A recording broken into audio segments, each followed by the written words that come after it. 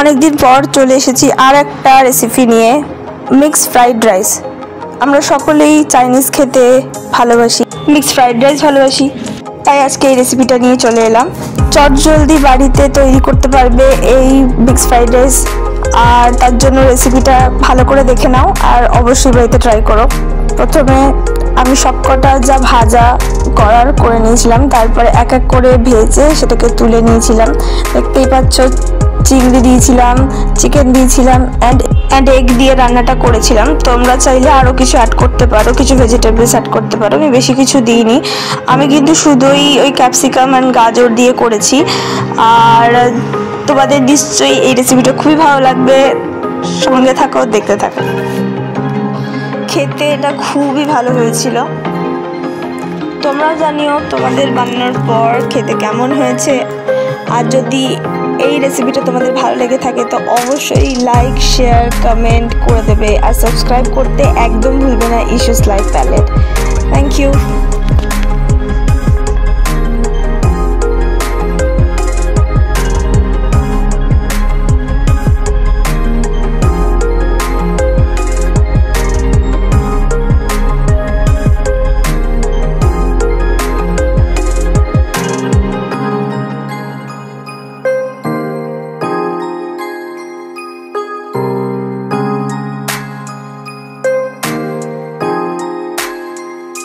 নিজের স্বাদ মতো নুন চিনি দিতে একদম ভুলো না।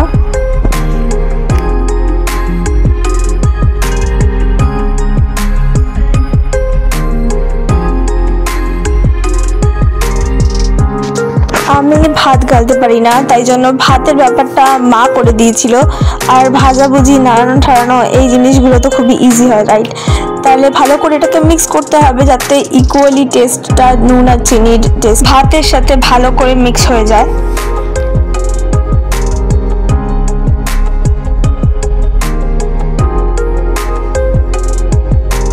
খেতে কিন্তু দারুণ হয়েছিল, তাই অবশ্যই ট্রাই করো।